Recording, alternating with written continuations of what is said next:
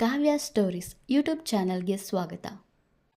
ಯುಗಗಳ ಪ್ರೇಮ ಧಾರಾವಾಹಿಯ 16ನೇ ಸಂಚಿಕೆ. ಅಚ್ಚು, ನೀನು ಈ ಮನೆಯವರಿಗೆ ಹತ್ತಿರ ಆಗೋಕೆ ಒಳ್ಳೆಯ ಸಮಯ ಸಿಕ್ಕಿದೆ. ನೀನೀಗ ಅತ್ತೆ ಜೊತೆಗೆ ಇದ್ದು ಅವರನ್ನು ಚೆನ್ನಾಗಿ ನೋಡಿಕೊಳ್ಳಬೇಕು, ಅವರಿಗೆ ಹತ್ತಿರವಾಗಬೇಕು. ನೀನೀಗೆ ಮಾಡುವುದರಿಂದ ವಂಶ್ಗೆ ನಿನ್ನ ಮೇಲೆ ಪ್ರೀತಿ ಹುಟ್ಟಬಹುದು, ಅವನು ನಿನಗೆ ಹತ್ತಿರವಾಗಬಹುದು. ನೀನು ಆ ಪುಣ್ಯಾಳನ್ನು ಅತ್ತೆಯ ಹತ್ತಿರವೇ ಸುಳಿಯಲು ಬಿಡಬೇಡ ಎಂದನು ಅರುಣ್. ಸರಿ, ನನಗೆ ಈ ಸೇವೆ ಮಾಡೋದು ಅಂದರೆ ಆಗಲ್ಲ. ಸೇವೆ ಮಾಡಿಸಿಕೊಂಡು ಮಾತ್ರ ಅಭ್ಯಾಸ. ಆದರೂ ಈ ಮನೆ ಸೊಸೆ ಆಗೋಕೆ ಅದನ್ನು ಮಾಡಿಯೇ ಬಿಡುತ್ತೇನೆ ಎಂದವಳು ಸುಜಾತ ಅವರ ಕೋಣೆಯತ್ತ ನಡೆದಳು. ವಂಶ್, ಅತ್ತೆ ಒಬ್ಬರೇ ಕೋಣೆಯಲ್ಲಿ ಮಲಗೋದು ಬೇಡ. ಮಾವನಿಗೆ ಕಷ್ಟ ಆಗಬಹುದು. ಇವತ್ತು ಅವರೊಂದಿಗೆ ನಾನು ಇರುತ್ತೇನೆ ಎಂದಳು ಪುಣ್ಯ. ಹಾಂ ಸರಿ, ಏನಾದರೂ ಬೇಕಾದರೆ ನನ್ನ ಕರೀರಿ, ನಾನು ಬರುತ್ತೇನೆ ಎಂದನು ವಂಶ್. ಸರಿ ಎಂದು ಅಲ್ಲಿಂದ ಸುಜಾತ ಅವರ ಕೋಣೆಗೆ ಹೊರಟಳು ಪುಣ್ಯ. ನೀನ್ಯಾಕೆ ಬರೋಕೆ ಹೋದೆ ಪುಣ್ಯ? ನನ್ನನ್ನು ಅಕ್ಷರ ನೋಡಿಕೊಳ್ಳುತ್ತಾಳಂತೆ, ನೀನು ಹೋಗು ಎಂದರು ಸುಜಾತ.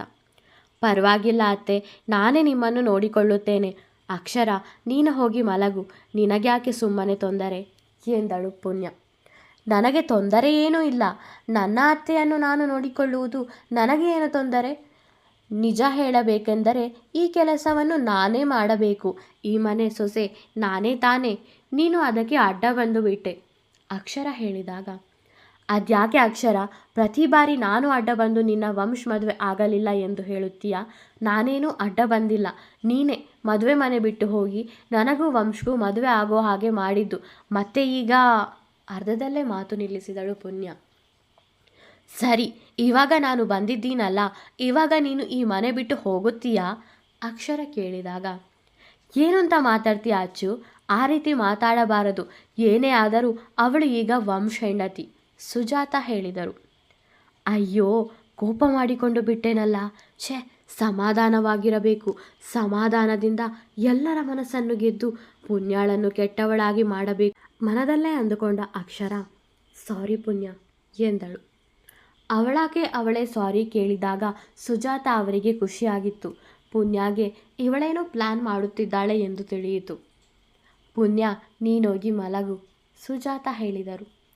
ಇವಳೇನೋ ಪ್ಲ್ಯಾನ್ ಮಾಡುತ್ತಿದ್ದಾಳೆ, ಏನು ಅಂತ ಆದಷ್ಟು ಬೇಗ ಕಂಡುಹಿಡಿದು ಅದಕ್ಕೆ ತಿರು ಪ್ಲ್ಯಾನ್ ಮಾಡಬೇಕು. ದುರ್ಗಮ್ಮ, ಇವಳು ಮಾಡೋ ಪ್ಲ್ಯಾನ್ನಿಂದ ಮನೆಯವರಿಗೆ ತೊಂದರೆ ಆಗದಿದ್ದರೆ ಸಾಕು ಎಂದು ತನ್ನ ಕೋಣೆಯತ್ತ ಬಂದಿದ್ದಳು ಪುಣ್ಯ. ಅರೆ ಪುಣ್ಯ, ಇವಾಗಷ್ಟೇ ಅಮ್ಮನ ಜೊತೆಗೆ ಇರುತ್ತೇನೆ ಎಂದು ಹೇಳಿದ್ರಿ, ಇವಾಗ ಯಾಕೆ ವಾಪಸ್ಸು ಬಂದ್ರಿ ವಂಶ್ ಕೇಳಿದಾಗ, ನಿಮ್ಮ ಅತ್ತೆ ಮಗಳು ಆಗಲೇ ಬಂದು ಅಲ್ಲಿ ಕೂತಿದ್ದಾಳೆ. ಅವಳೇ ನೋಡಿಕೊಳ್ಳುತ್ತಾಳಂತೆ ಅವಳ ಅತ್ತೆನ, ನನ್ನ ಅವಶ್ಯಕತೆ ಇಲ್ಲವಂತೆ ಹೇಳಿ ಮುಖ ತಿರುಗಿಸಿದಳು ಪುಣ್ಯ. ಪುಣ್ಯಗೆ ಸಿಟ್ಟು ಬಂದಿದೆ ಎಂದು ತಿಳಿಯಿತು ವಂಶ್ಗೆ. ಮನದಲ್ಲೇ ನಕ್ಕವ, ಹೋ, ಅಚ್ಚು ನೋಡ್ಕೊಳ್ತಾಳಾ? ಅಚ್ಚು ತುಂಬ ಒಳ್ಳೆಯವಳು ಗೊತ್ತಾ? ಅವಳಿಗೆ ಅಮ್ಮ ಅಂದರೆ ತುಂಬ ಇಷ್ಟ. ನಿಮಗಿಂತ ಅವಳು ತುಂಬ ಚೆನ್ನಾಗಿ ಅಮ್ಮನನ್ನು ನೋಡಿಕೊಳ್ಳುತ್ತಾಳೆ. ನಾನಂದರೂ ತುಂಬ ಇಷ್ಟ. ಬ್ಯಾಡ್ ಲಕ್, ಏನೇನೋ ಆಗಿ ನಿಮ್ಮನ್ನು ಮದುವೆ ಆಗುವಂತೆ ಆಯಿತು ವ್ಯಂಗ್ಯವಾಗಿ ನುಡಿದ ವಂಶ್. ಅವನ ಕಡೆ ಉರಿನೋಟ ಬೀರಿದವಳು, ಹೋ ಹೌದಾ, ನಾನು ಬಂದಿದ್ದರಿಂದ ನಿಮಗೆ ತೊಂದರೆ ಆಯಿತೇನೋ? ಸರಿ, ನಾನು ಇಲ್ಲಿಂದ ಹೊರಡೋಕ್ಕೆ ಸಿದ್ಧಳಿದ್ದೇನೆ. ಹೋಗುತ್ತೇನೆ ಇಲ್ಲಿಂದ. ಯಾರಿಗೂ ತೊಂದರೆ ಕೊಡಲ್ಲ. ನೀವುಗಳು ಏನು ಬೇಕಾದರೂ ಮಾಡಿಕೊಳ್ಳಿ ಎಂದವಳು ಚಾದರ ಹೊದ್ದು ಮಲಗಿದಳು. ಕೋಪ ಮಾಡಿಕೊಂಡ್ರೆ ಸಿಕ್ಕಾಪಟ್ಟೆ ಕ್ಯೂಟಾಗಿ ಕಾಣಿಸ್ತಾರೆ. ನಿನ್ನೆ ನನಗೂ ಅಷ್ಟೇ ಕೋಪ ಬಂದಿತ್ತು. ಅಲ್ಲ, ಈ ಹುಡುಗಿ ಏನೋ ನನಗೆ ಪ್ರಪೋಸ್ ಮಾಡುತ್ತೆ ಅಂದುಕೊಂಡರೆ ಆ ಅಚ್ಚು ಮತ್ತು ವಿಶ್ವಾಸ್ಗೆ ಮದುವೆ ಮಾಡಿಸೋದರ ಬಗ್ಗೆ ಯೋಚನೆ ಮಾಡುತ್ತೆ. ನಮ್ಮ ಜೀವನನೇ ಸರಿ ಹೋಗಿಲ್ಲ, ಇನ್ನು ಇವರಿಗೆ ಅಚ್ಚು ಬಗ್ಗೆ ಚಿಂತೆ. ಆದರೂ ಒಳ್ಳೆ ಐಡಿಯಾ ಕೊಟ್ಟಿದ್ದಾರೆ.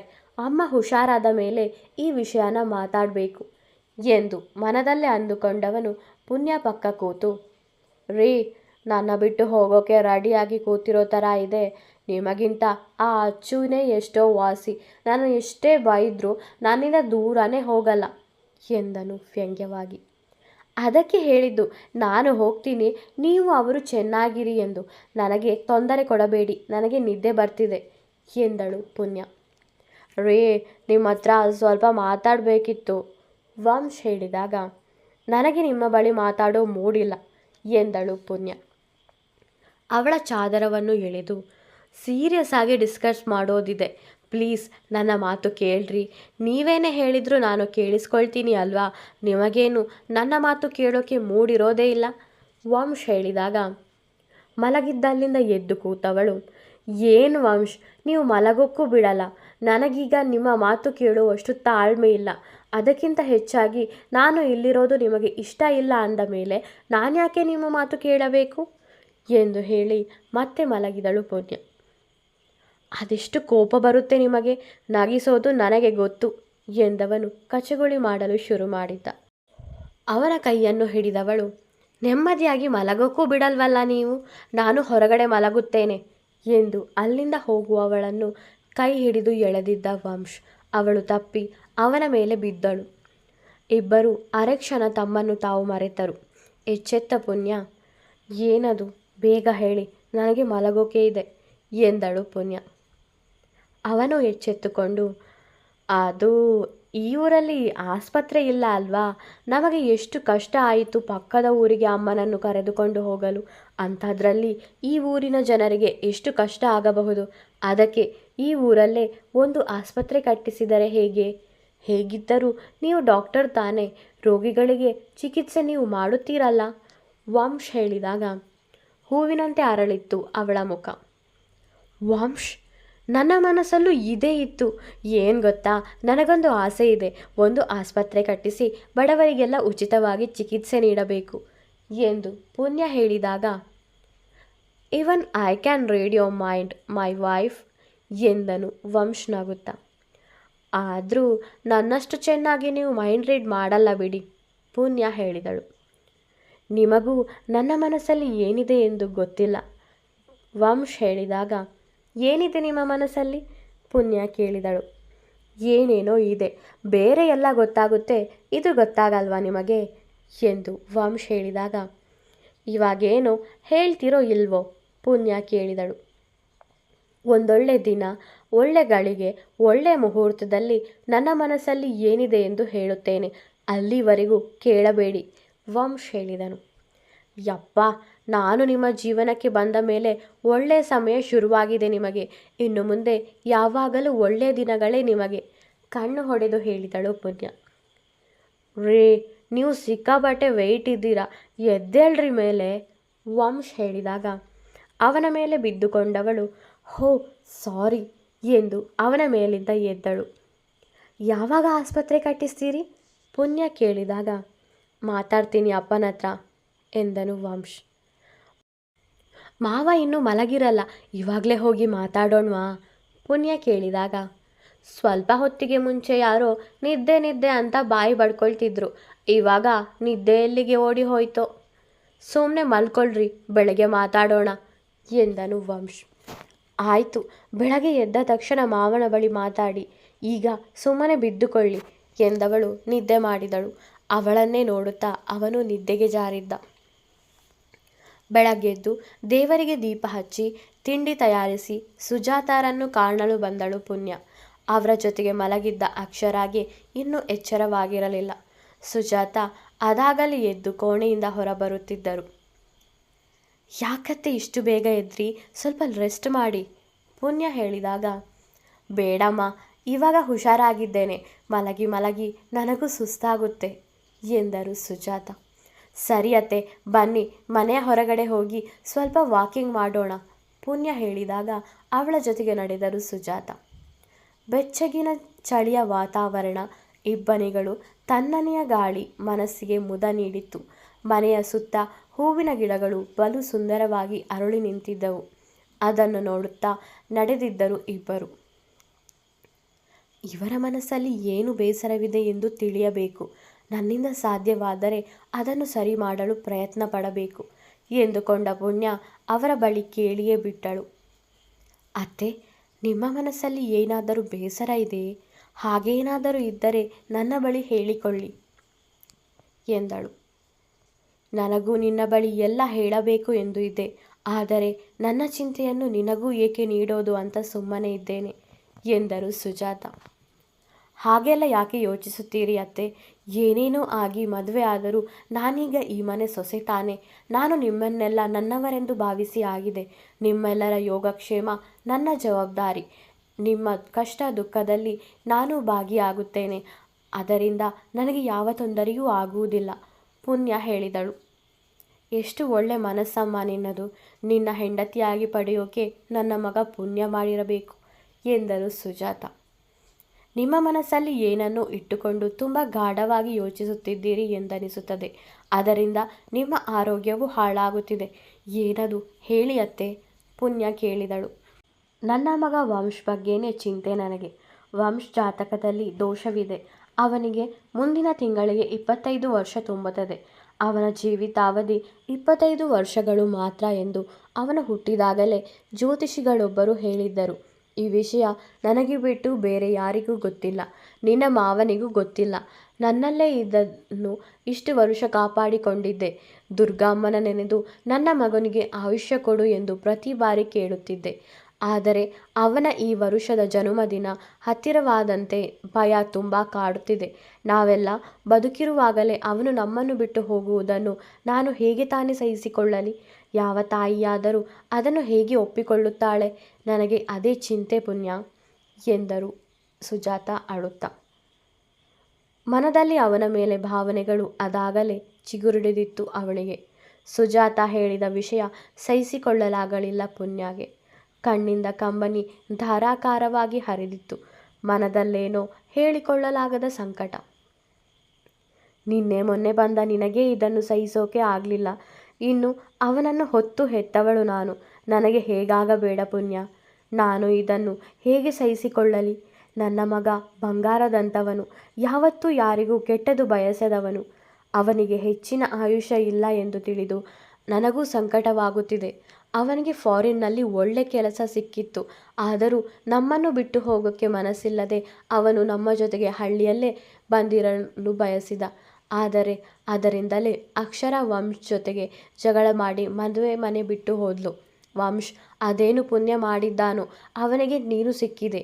ಆದರೆ ಎಲ್ಲ ವಿಷಯ ಗೊತ್ತಿದ್ದರೂ ನಿನಗೂ ವಂಶ್ಗೂ ಮದುವೆ ಮಾಡಿಸಿ ಮುಂದೆ ನಿನ್ನನ್ನು ಸುಜಾತ ಹೇಳುತ್ತಿರಬೇಕಾದರೆ ಅವರನ್ನು ತಡೆದ ಪುಣ್ಯ. ವಂಶ್ಗೆ ಏನೂ ಆಗಲು ನಾನು ಬಿಡುವುದಿಲ್ಲ ಅತ್ತೆ. ನನ್ನ ಪ್ರಾಣ ಕೊಟ್ಟಾದರೂ ಸರಿ, ನಾನವರನ್ನು ಉಳಿಸಿಕೊಳ್ಳುತ್ತೇನೆ. ನಾನು ನಂಬಿರೋ ದುರ್ಗಮ್ಮ ನಮಗೆ ಮೋಸ ಮಾಡಲ್ಲ ಅಂತ ಅಂದುಕೊಂಡಿದ್ದೇನೆ.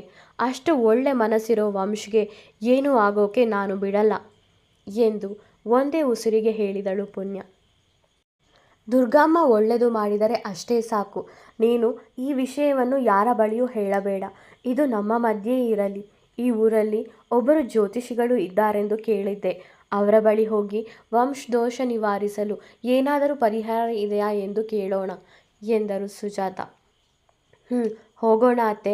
ಆದಷ್ಟು ಬೇಗ ಹೋಗಿ ಅವರ ಬಳಿ ಮಾತಾಡೋಣ ಎಂದಳು ಪುಣ್ಯ. ಇಬ್ಬರು ಮಾತಾಡುತ್ತಾ ತೆಂಗಿನ ಮರದ ಕಟ್ಟೆಯ ಕೆಳಗೆ ಕೂತಿದ್ದರು. ಅದನ್ನು ಮಹಡಿಯ ಕಿಟಕಿಯಿಂದ ನೋಡಿದ ವಂಶ್, ಅಬ್ಬಾ, ಎಲ್ಲರ ಮನೆಯಲ್ಲೂ ಅತ್ತೆ ಸೊಸೆ ಜುಟ್ಟು ಹಿಡಿದು ಜಗಳ ಮಾಡುತ್ತಿರುತ್ತಾರೆ. ನಮ್ಮ ಮನೆಯಲ್ಲಿ ಅತ್ತೆ ಸೊಸೆ ಇಬ್ಬರು ಬೆಳಗ್ಗೆನೆ ಹರಟೆ ಹೊಡೆದುಕೊಂಡು ಕೂತಿದ್ದಾರೆ. ನೋಡೋಕೆ 2 ಕಣ್ಣು ಸಾಲದು ಎಂದು ಒಬ್ಬನೇ ಮಾತಾಡಿಕೊಳ್ಳುತ್ತಿದ್ದ. ಇನ್ನೊಂದು ಕೋಣೆಯ ಕಿಟಕಿಯಿಂದ ಕೋಪದಿಂದ ಅವರನ್ನೇ ದಿಟ್ಟಿಸಿ ನೋಡುತ್ತಿದ್ದ ಅಕ್ಷರ, ನೋಡು ಅಕ್ಷರ, ಆ ಪುಣ್ಯ ಸುಜಿ ಜೊತೆಗೆ ಕೂತಿದ್ದಾಳೆ. ಎಷ್ಟು ಅನ್ಯೋನ್ಯವಾಗಿ ಇದ್ದಾರೆ ಇಬ್ಬರು. ನೀನೇನೋ ಪ್ಲ್ಯಾನ್ ಮಾಡಿದ್ಯಾ ಅಲ್ವಾ? ಏನು ಪ್ಲ್ಯಾನ್ ಅದು? ಅನ್ನಪೂರ್ಣ ಕೇಳಿದಾಗ, ಅತ್ತೆನ ಚೆನ್ನಾಗಿ ನೋಡಿಕೊಂಡು ವಂಶ್ ದೃಷ್ಟಿಯಲ್ಲಿ, ಮನೆಯವರ ದೃಷ್ಟಿಯಲ್ಲಿ ಒಳ್ಳೆಯವರಾಗುವುದು, ಆ ಪುಣ್ಯನ ಆದಷ್ಟು ಬೇಗ ಇಲ್ಲಿಂದ ಓಡಿಸೋದು ಎಂದಳು ಅಕ್ಷರ. ಅಲ್ಲಿಂದ ಹೊರಟವಳು, ಈ ಮಾಟಗಾತಿ ಬಂದ ಮೇಲೆ ನನ್ನ ಮೇಲೆ ಯಾರಿಗೂ ಕನಿಕರವೇ ಇಲ್ಲದಾಗಿದೆ. ಇವಳಿಂದ ನಾನು ಎಲ್ಲರ ಬಳಿಯೂ ಬಯಸಿಕೊಳ್ಳಬೇಕಾಗಿದೆ. ಅತ್ತೇನ ನಾನು ನೋಡಿಕೊಳ್ಳುತ್ತೇನೆ ಎಂದು ಹೇಳಿದ್ದೆ ತಾನೆ. ಮತ್ತೆ ಯಾಕೆ ಈ ಅತ್ತೆ ಅವಳ ಜೊತೆಗೆ ಮಾತಾಡಿಕೊಂಡು ಕೂರಬೇಕು? ಮೊದಲು ಈ ಅತ್ತೆಗೆ ಏನಾದರೂ ಗತಿ ಕಾಣಿಸಬೇಕು. ಯಾವಾಗಲೂ ನನ್ನ ಸೊಸೆ ನನ್ನ ಸೊಸೆ ಎಂದು ಹೇಳುತ್ತಾನೇ ಇರುತ್ತಾರೆ ಎಂದವಳು ಕೋಪದಿಂದ ಅವರ ಬಳಿಗೆ ಬಂದಳು. ಅತ್ತೆ, ನೀವ್ಯಾಕೆ ಇಲ್ಲಿ ಕೂತಿದ್ದೀರಿ? ಮೊದಲೇ ಹುಷಾರಿಲ್ಲ ನಿಮಗೆ. ಇಲ್ಲಿ ತುಂಬ ಚಳಿ ಇದೆ, ಜೊತೆಗೆ ಇಬ್ಬನಿ ಬೀಳುತ್ತಿದೆ ಅಲ್ವೇ ಪುಣ್ಯ? ನಿನಗೂ ಗೊತ್ತಾಗಲ್ವಾ? ಹೋಗಿ ಇಲ್ಲಿ ಕುಳಿತುಕೊಳ್ಳಿಸಿದ್ದೀಯಾ? ನೀವು ಬನ್ನಿ ಅತ್ತೆ, ಒಳಗೆ ಹೋಗೋಣ ಎಂದವಳು ಅವರನ್ನು ಎಳೆದುಕೊಂಡು ಒಳಗಡೆ ಹೋದಳು. ಇವಳ ಪ್ಲ್ಯಾನ್ ಏನೆಂದು ತಿಳಿದುಕೊಳ್ಳಬೇಕು, ಇವಳಿಂದ ಮನೆಯವರಿಗೆ ತೊಂದರೆಯಾಗಬಾರದು ಎಂದುಕೊಳ್ಳುತ್ತಾ ತನ್ನ ಕೋಣೆಯತ್ತ ಹೆಜ್ಜೆ ಹಾಕಿದಳು ಪುಣ್ಯ. ಮುಖ ತೊಳೆದು ಬರುತ್ತಿದ್ದ ವಂಶನನ್ನು ನೋಡಿ ಕಣ್ಣೀರು ಬಂದಿತ್ತು ಪುಣ್ಯಗೆ. ಅವನ ಬಳಿ ಬಂದವಳು ಅವನನ್ನು ಗಟ್ಟಿಯಾಗಿ ತಬ್ಬಿಕೊಂಡು ಅಳಲಾರಂಭಿಸಿದ್ದಳು. ಅವಳನ್ನು ಆ ರೀತಿ ನೋಡಿ ವಂಶ್ಗೆ ಏನೂ ಅರ್ಥವಾಗಲಿಲ್ಲ. ಅವಳನ್ನು ಸ್ವಲ್ಪ ದೂರ ನಿಲ್ಲಿಸಿದವನು ಅವಳ ಮುಖವನ್ನು ಬೊಗಸೆಯಲ್ಲಿಡಿದು, ಯಾಕ್ರಿ ಅಳ್ತಾ ಇದ್ದೀರಾ? ಏನಾಯಿತು? ಮನೆಯಲ್ಲಿ ಯಾರಾದರೂ ಏನಾದರೂ ಅಂದ್ರಾ?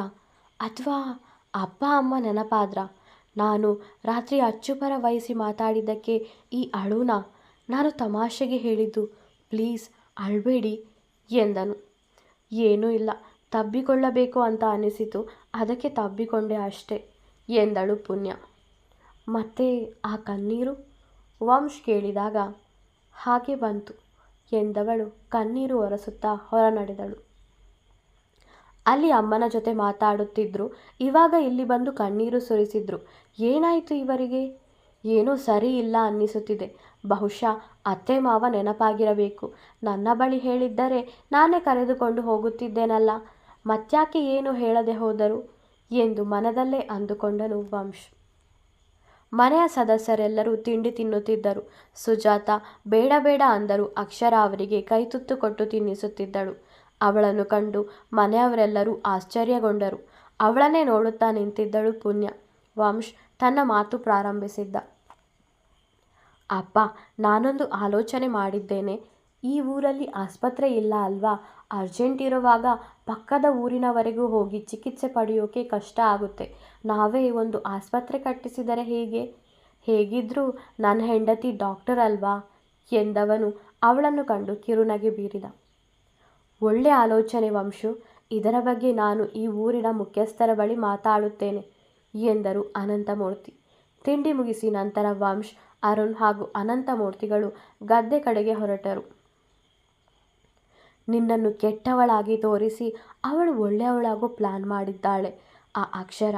ಸುಚಿಯನ್ನು ಚೆನ್ನಾಗಿ ನೋಡಿಕೊಂಡು ವಂಶ್ ಮನಸ್ಸು ಗೆಲ್ಲೋ ಪ್ಲ್ಯಾನ್ ಅವಳದ್ದು. ನೀನು ಅವಳನ್ನು ನಂಬಬೇಡ ಪುಣ್ಯ. ಅವರಿಬ್ಬರು ಏನೋ ಯೋಚಿಸಿಯೇ ಈ ರೀತಿ ಮಾಡುತ್ತಿದ್ದಾರೆ ಅನ್ನಪೂರ್ಣ ಹೇಳಿದಾಗ, ನನ್ನನ್ನು ಮೀರಿ ಅವಳಿಗೆ ಏನೂ ಮಾಡಲಾಗುವುದಿಲ್ಲ ಅಜ್ಜಿ.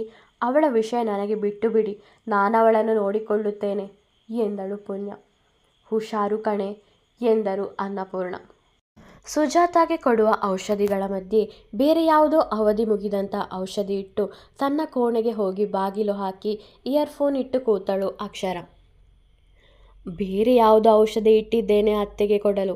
ಆ ಪುಣ್ಯ ಅವಳಿಗೆ ತಿಳಿಯದೆ ಆ ಔಷಧಿ ಅತ್ತೆಗೆ ಕೊಡುತ್ತಾಳೆ. ಅತ್ತೆಗೆ ಏನಾದರೂ ಹೆಚ್ಚು ಕಡಿಮೆ ಆದರೆ ಅದು ಪುಣ್ಯ ತಲೆ ಮೇಲೆ ಬರುತ್ತದೆ. ಅವಳೇ ಅತ್ತೆಗೆ ಬೇರೆ ಔಷಧಿ ಕೊಟ್ಟಳು ಎಂದು ನಾನೇ ಹೇಳುತ್ತೇನೆ ಎಲ್ಲರ ಬಳಿ. ಅತ್ತೆಗೆ ಏನಾದರೂ ಹೆಚ್ಚು ಕಡಿಮೆ ಆದರೆ ಇರಲಿ, ಯಾರಿಗೆ ಏನಾದರೆ ನನಗೆ ಏನು? ನಾನು ಈ ಮನೆ ಸೊಸೆಯಾದರೆ ಸಾಕು, ವಂಶ್ ಹೆಂಡತಿ ಆದರೆ ಸಾಕು. ಬೇರೆ ಯಾರೂ ನನಗೆ ಅಗತ್ಯ ಇಲ್ಲ. ಪುಣ್ಯಗೆ ಇದೆ ಮಾರಿ ಹಬ್ಬ ಎಂದು ಮನದಲ್ಲಿ ಹೇಳಿ ನಕ್ಕಳು ಅಕ್ಷರ. ಔಷಧಿ ಕೊಡಲು ಪುಣ್ಯ ಸುಜಾತ ಕೋಣೆಗೆ ಬಂದಳು. ಔಷಧಿಯನ್ನು ನೋಡುತ್ತಾ ಇದ್ದವಳಿಗೆ ಅನುಮಾನ ಬಂದು, ಈ ಔಷಧಿ ಏಕೆ ಇಲ್ಲಿದೆ? ಇದು ಅತ್ತೆಗೆ ಕೊಡೋ ಔಷಧಿ ಅಲ್ಲವಲ್ಲ, ಇಲ್ಲಿಗೆ ಹೇಗೆ ಬಂತು? ಅದರ ಅವಧಿ ಕೂಡ ಮುಗಿದಿದೆ. ಇದನ್ನೇನಾದರೂ ಅತ್ತೆಗೆ ಕೊಡುತ್ತಿದ್ದರೆ ತುಂಬ ತೊಂದರೆಯಾಗುತ್ತಿತ್ತು. ನಾನು ನೋಡಿದ್ದಕ್ಕೆ ಸರಿ ಹೋಯಿತು, ಇಲ್ಲ ಅಂದಿದ್ರೆ ಅಷ್ಟೇ ಕತೆ ಎಂದು ಯೋಚಿಸುತ್ತಿದ್ದವಳಿಗೆ ಅಕ್ಷರ ಮೇಲೆ ಅನುಮಾನ ಬಂದಿತ್ತು. ಅಕ್ಷರ ಸಿಕ್ಕಾಪಟ್ಟೆ ದಡ್ಡಿ. ಪುಣ್ಯ ಡಾಕ್ಟರ್ ಅಂತ ಗೊತ್ತಿದ್ರೂ ಔಷಧಿ ಬದಲಿಸಿ ಹೋಗಿದ್ದಾಳೆ. ಸುಜಾತ ಮುಂದೆ ಏನೂ ತೋರಿಸಿಕೊಳ್ಳದೆ ಅವರಿಗೆ ಔಷಧಿ ನೀಡಿ ಕೋಪದಿಂದ ಅಕ್ಷರ ಕೋಣೆಗೆ ಹೋದಳು ಪುಣ್ಯ. ಇಯನ್ ಫೋನ್ನಲ್ಲಿ ಹಾಡು ಕೇಳುತ್ತಿದ್ದವಳಿಗೆ ಪುಣ್ಯ ಬಾಗಿಲು ಬಡಿಯುವುದು ಕೇಳಿಸುತ್ತಿರಲಿಲ್ಲ. ಇತ್ತ ಕಡೆಯಿಂದ ಪುಣ್ಯ ಜೋರಾಗಿಯೇ ಬಾಗಿಲು ಬಡಿಯುತ್ತಿದ್ದಳು. ಅಕ್ಷರ, ಅಕ್ಷರ, ಬಾಗಿಲು ತೆಗೆ ಎಂದು ತುಂಬ ಬಾರಿ ಬಾಗಿಲು ಬಡಿದ ನಂತರ ಅಕ್ಷರ ಬಾಗಿಲು ತೆರೆದಳು. ಏನಾಯಿತು? ಯಾಕೆ ಈ ರೀತಿ ಬಾಗಿಲು ಬಡಿಯುತ್ತಿದ್ದೀಯಾ? ಅಕ್ಷರ ಕೇಳಿದಾಗ ಅವಳ ಕೆನ್ನೆಗೆ 4 ಏಟು ಬಾರಿಸಿ, ನೋಡು ಅಕ್ಷರ, ಇದು ನಿನಗೆ ಕಡೆಯ ವಾರ್ನಿಂಗ್. ಇನ್ನು ಮುಂದೆ ನೀನು ನನ್ನ ಕುಟುಂಬದ ತಂಟೆಗೆ ಬಂದರೆ ನಾನು ಸುಮ್ಮನಿರುವುದಿಲ್ಲ. ನನ್ನ ಇನ್ನೊಂದು ಮುಖ ತೋರಿಸಬೇಕಾಗುತ್ತದೆ. ಇದು ನನ್ನ ಮನೆ, ಇದು ನನ್ನ ಸಂಸಾರ. ನೀನು ಏನೇ ಮಾಡಿದರೂ ನಾನಂತೂ ನನ್ನ ಮನೆ ಬಿಟ್ಟು ಹೋಗಲ್ಲ. ನೀನು ಸುಮ್ಮನೆ ಇದ್ದರೆ ನಿನಗೇ ಒಳ್ಳೆಯದು. ಇಲ್ಲದಿದ್ದರೆ ನಾನೇ ಏನಾದರೂ ಮಾಡಿ ನೀನು ಸುಮ್ಮನೆ ಕೂರುವಂತೆ ಮಾಡುತ್ತೇನೆ. ನನ್ನ ಕೋಪಕ್ಕೆ ಬಲಿಯಾಗಬೇಡ. ಇದು ಕಡೆಯ ಎಚ್ಚರಿಕೆ. ಮುಂದೆ ಇದೇ ತರಹ ಏನಾದರೂ ಕಿತಾಪತಿ ಮಾಡಿದರೆ ಸರಿಯಿರಲ್ಲ ಎಂದು ಮತ್ತೆ 2 ಏಟು ಕೊಟ್ಟು ಕೂಗಾಡಿ ಹೋಗಿದ್ದಳು ಪುಣ್ಯ. ಸದಾ ಪ್ರಶಾಂತತೆಯಲ್ಲಿ ಕೂಡಿದ್ದ ಮುಖದಲ್ಲಿ ಮೊದಲ ಬಾರಿಗೆ ಕ್ರೋಧ ಕಂಡು ಬೆಚ್ಚಿ ಬಿದ್ದಿದ್ದಳು ಅಕ್ಷರ. ಮುಂದುವರಿಯುವುದು. ವಿಡಿಯೋ ಇಷ್ಟವಾದರೆ ಲೈಕ್ ಮಾಡಿ, ಕಮೆಂಟ್ ಮಾಡಿ. ನನ್ನ ಚಾನಲ್ಗೆ ಹೊಸಬರಾದರೆ ಸಬ್ಸ್ಕ್ರೈಬ್ ಮಾಡಲು ಮರೆಯಬೇಡಿ. ಧನ್ಯವಾದಗಳು.